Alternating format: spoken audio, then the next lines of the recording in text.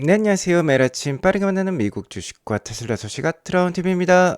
미국의 대표적인 경제 매거진 포브스에서 앞으로 모든 차가 테슬라 FSD를 라이센싱 할 것이라고 발표를 했습니다. 레거시의 구조적 문제점도 거론을 했는데요. 이 점 오늘 알려드리도록 할게요. 오늘도 인사이트 가득한 소식들이 많으니까 시청하시기 앞서 구독과 좋아요 알람 설정 꼭 눌러주시기 바라겠습니다. 오늘은 시간 관계상 화요일장이 마감하기 전에 방송을 촬영하게 되었습니다. 이 점 양지하시기 바라겠고요. 비트코인 일봉 차트를 보면 오늘 급반등하는 모습이 이렇게 나왔습니다. 어제 거의 83,000불까지 찍었던 비트코인이 다시 한번 90,000불을 넘어서는 모습을 보여주고 있어요. 비트코인이 급반등을 하자 또 다른 위험자산이라고 볼 수 있는 미국 증시도 상승하는 모습이 나오고 있습니다. 자, 나스닥 일봉 차트를 보면 현재 좋은 모습이에요. 현재 0.73% 오르고 있는데요. 저번 주보다는 반등세가 좀 약해졌지만 계속해서 이렇게 양봉이 나오고 있는 점이 좋다라고 볼 수 있겠습니다. 자, 일단은 다음 주에 FOMC 회의가 있고 이때까지 높은 금리 인하 확률이 유지가 된다라고 하면 12월 초 장세에 괜찮을 것이라고 말씀을 드렸죠. 현재 확인해 본 결과 12월 달 금리 인하 확률이 어제는 87%대였는데 89%까지 더 올랐어요. 자, 이러한 모습이 현재 장세에 반영이 되고 있는 것 같습니다. 자, 그러면서 어제 이어 오늘도 엔비디아는 상승을 보여주고 있고 빅테크들 전반적으로 좋은 모습이 나오고 있어요. 자, 그리고 테슬라 역시 0.1% 정도 상승한 430불대를 유지를 하고 있습니다. 자, 오늘 봉을 보면 이렇게 십자봉이 나오고 있는데 매수세와 매도세가 극명하게 대립하고 있다라고 볼 수 있겠습니다. 자, 아직까지 갈피를 못 잡고 있는 가운데 제가 어제 방송에서 연말 기대 요인과 불안 요인 말씀을 드렸죠. 역시나 현재 테슬라 주가가 400불대 이상의 높은 수준을 유지하고 있는 점은 AI 기술에 대한 기대에 의존하고 있다라고 볼 수 있겠죠.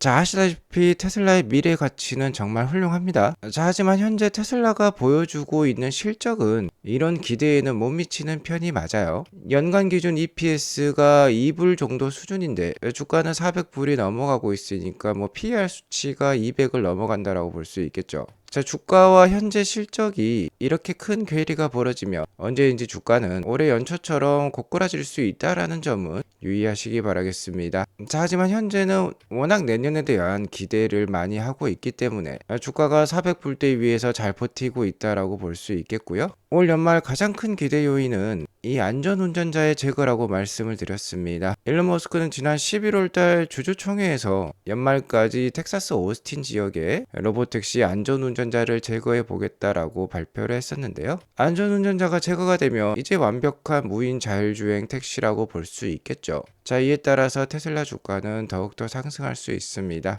주가가 상승하면요, 즐기시면 되겠죠. 자, 하지만 한 가지 불안 요인으로는 4분기 인도량이라고 말씀을 드렸습니다. 물론 미국을 제외한 중국과 아시아 지역에서 굉장히 테슬라가 잘 팔리고 있어요. 자, 하지만 메인 시장이라고 볼 수 있는 미국에서 4분기부터 EV 보조금이 없어졌기 때문에 인도량이 예상보다 많이 나오지 않을 수도 있습니다. 차이에 따라서 주가가 하락할 수 있겠죠. 그게 바로 앞서 말씀드렸던 주가 현재 가치의 괴리 때문에 하락할 수 있다라는 점이 되겠습니다. 자, 그러면 마지막 매수 찬스일 수도 있어요. 주가가 하락을 하면 두려워할 것이 아니라 최고의 호재로 삼으실 필요가 있겠습니다. 역시나 그 가장 큰 이유는 테슬라의 월등한 피지컬 AI 기술 때문이라고 볼 수 있겠는데요. 현재 글로벌 8번째로 우리나라에 FSD가 출시가 됐고 V14 최신 버전으로는 4번째 국가라고 볼 수 있겠어요.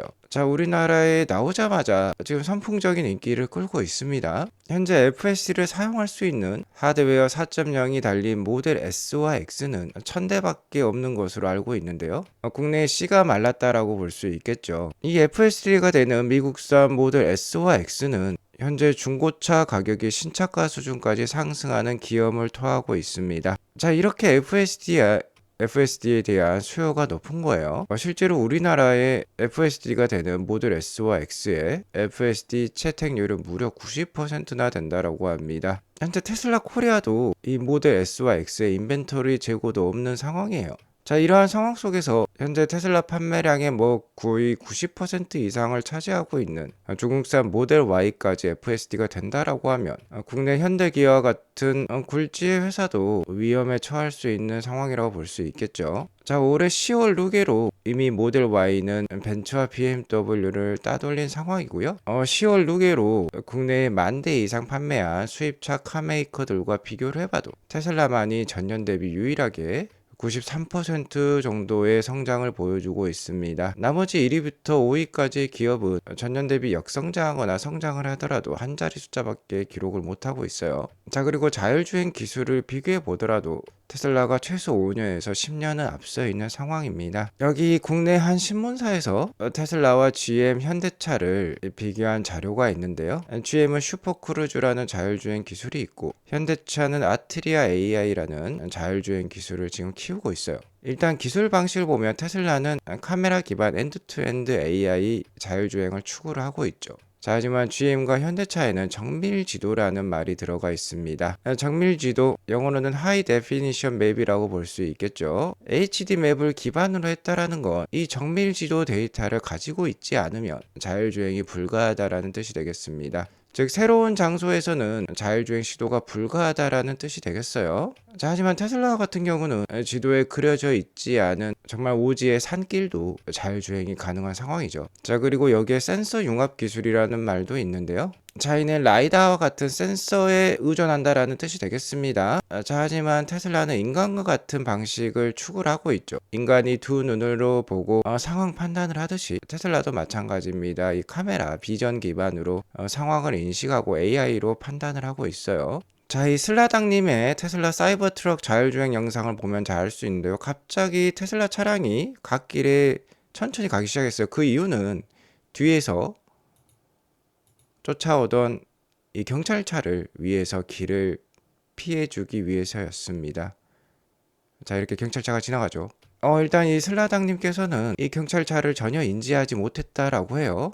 딴 생각을 하다가 계속해서 차가 감속을 하고 오른쪽으로 치우쳐서 운행을 하길래 왜 이러지라고 고개를 왼쪽으로 돌렸다라고 합니다. 자, 그러자 이렇게 경찰차가 지나가는 모습을 확인할 수 있었고 나중에야 상황을 파악할 수 있었다라고 얘기를 하고 있죠. 자, 이미 테슬라 차량은 인간과 같은 의식을 가지기 시작했어요. 자, 하지만 이 HD 맵이라든지 라이다 기반으로는 이러한 주행이 불가하다라고 볼 수 있겠습니다. 자, 현재 우리나라의 FSD가 풀리고 있는데 이 시점에 대해서 메리츠증권의 김준성 위원님은 2010년 초 아이폰 3GS 출시 시점과 매우 유사하다라고 얘기를 하고 있어요.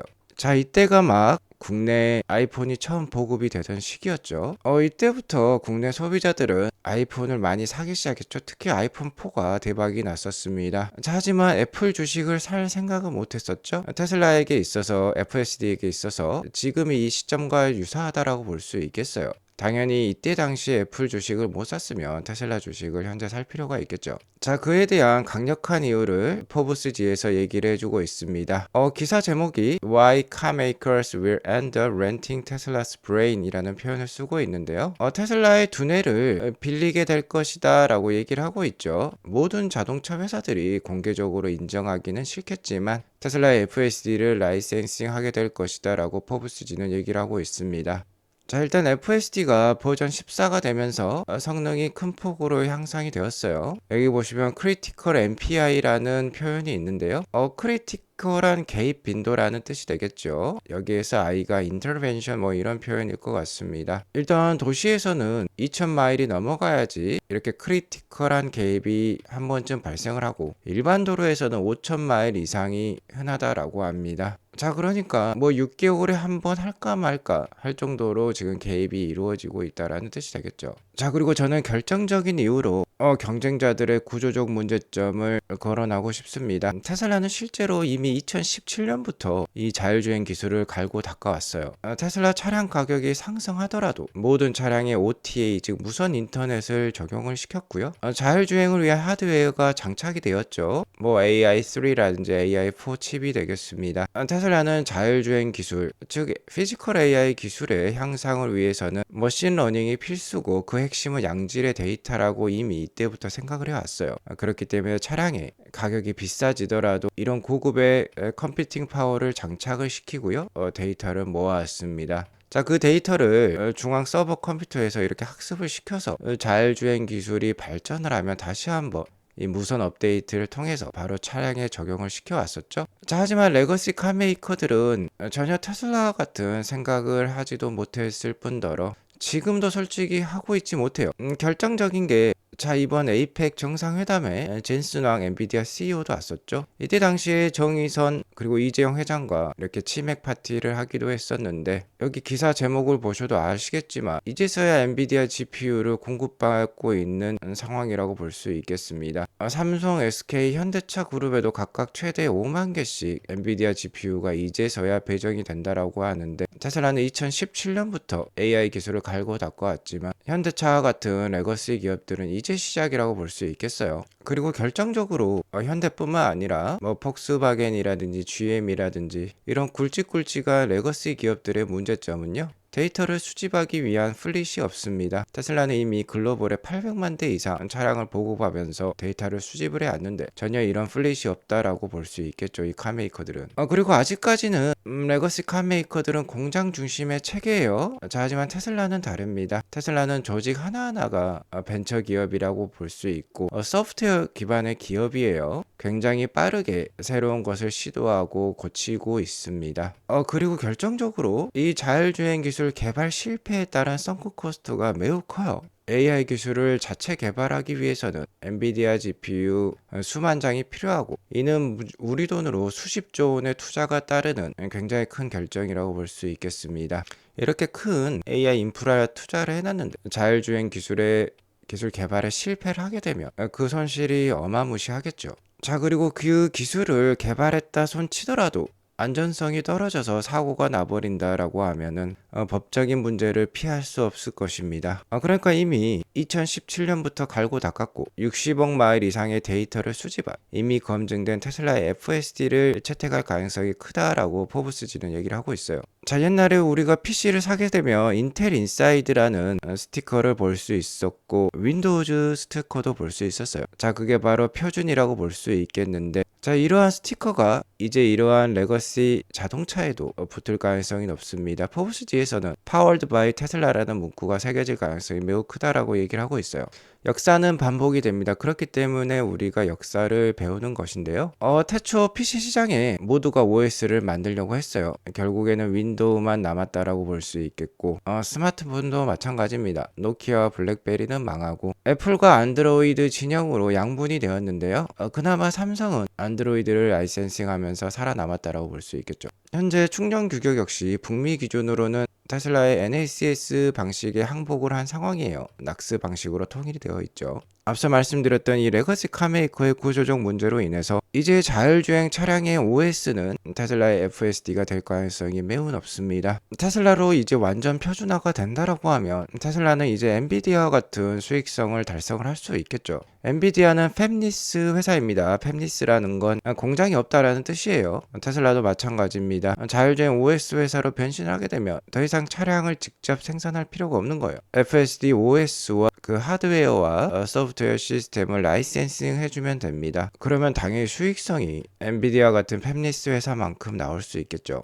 그나마 현재 테슬라 와 경쟁할 만한 회사는 웨이모라고 볼 수 있겠어요. 웨이모는 어제 도어대시를 통해서 딜리버리를 시작한다라고 발표를 했습니다. 도어대시는 우리나라 치면 배달의 민족과 같은 앱이에요. 이제 도어대시에서 웨이모 딜리버리를 선택할 수 있습니다. 그러면 이렇게 무인 자율주행 차량이 자신의 음식을 배달을 시켜주고요. 일단 차량까지 나가야 돼요. 차 문을 열고 직접 음식을 픽업할 필요가 있겠는데, 그렇게 되면 추가로 팁을 낼 필요는 없다라고 합니다. 자, 웨이모가 아직까지는 테슬라 로보택시보다는 앞서가고 있는 게 사실이에요. 미국 시장 기준으로.